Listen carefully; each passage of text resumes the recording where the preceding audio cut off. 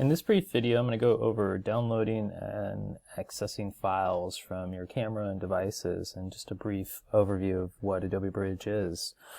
So to begin with, you're going to notice this new interface is essentially just a digital asset manager. It allows you to move files around and to view different files that you might have on your computer. So if I click on a particular folder, it's going to allow me to access those files. I'm going to go back here. That just takes me back. You're going to notice the back and forward up here on the top left of your screen.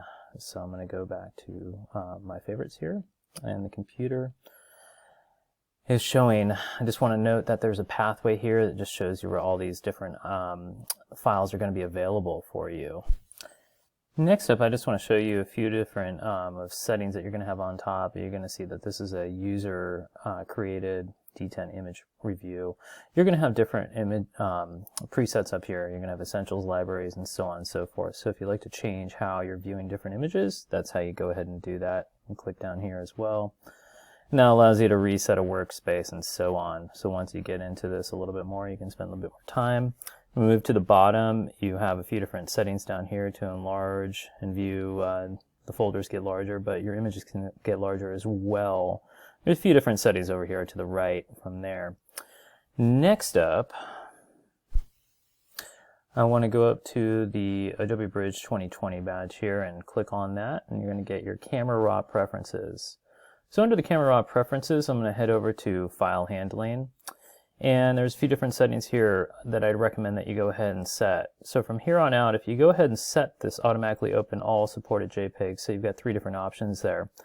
With this automatically open all supported JPEGs and HEICs, it allows you to, every time you click on a JPEG, it's going to launch it into Adobe Camera Raw. Same thing goes down here for TIFF files. So if you have larger files from your digital cameras and their TIFF files, which are primarily the best to print from, I'd go ahead and automatically open all supported TIFFs here. Once you get that set, go ahead and hit OK.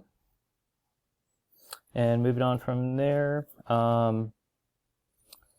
I just want to go through the process of actually downloading the images. So under File, there's two different ways to do this. So under File, you can go down to Get Photos from Camera. You can also import from Devices.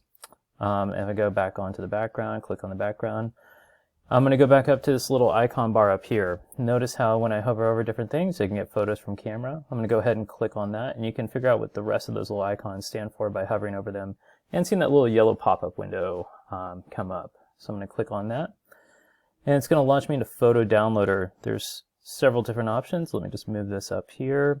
It's just showing me all the different files to a connected device. So right now it's under No Name. That's where the get photos are from.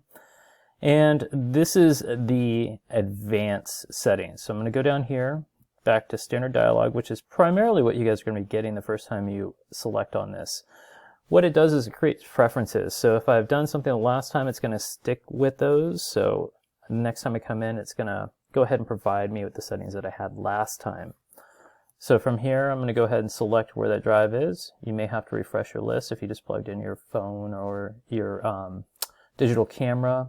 So I'm going to go to No Name. That's the name of that particular card. Then you want to go through, and this is just the brief downloader. I'd go ahead and choose, determine where you want those files to go to. And these are one of the particular settings. So I'd go through and either select that particular location. Depending upon where that is, this is fine for me for now. I'm going to go ahead and hit open, and it'll stay and set that directory to that particular location. Now you have many different options, and this really comes down to what you want the subfolders to do. And the subfolders are just folders that will contain your images.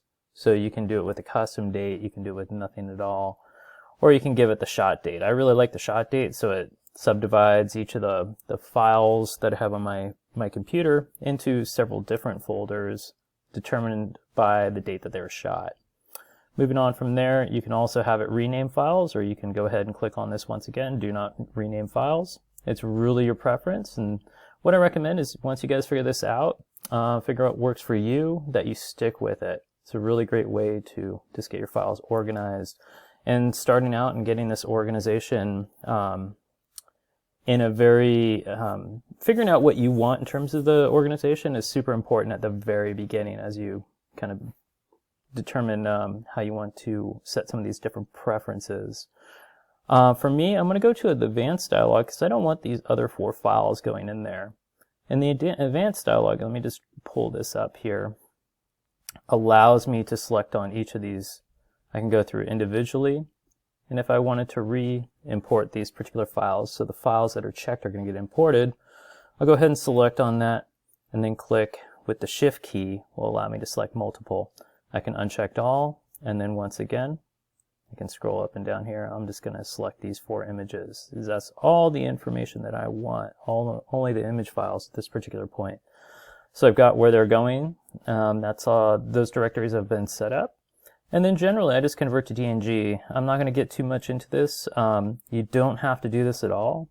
And I recommend maybe that you guys do not do this to begin with. Convert to DNG. Just what it's going to do is convert all your files to a digital negative, which is going to be, it's an open file platform, and it's going to be readable in perpetuity. So in the future, if let's say Canon goes out of business or Nikon goes out of business, Adobe will support this, and the file, it'll essentially be able to read all the ones and zeros within your file and won't need the manufacturer to keep up to date. So a little bit more complicated than you probably want, so you might just want to unclick that.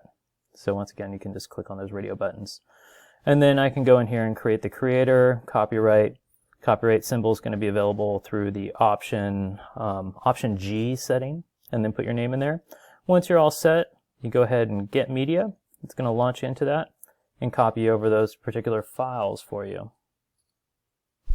So what it's done is it's launched me into a new window. I just want to stress that if you guys don't have a Creative Cloud license, that you contact me with your ID that you create. It's essentially just going to be your email address.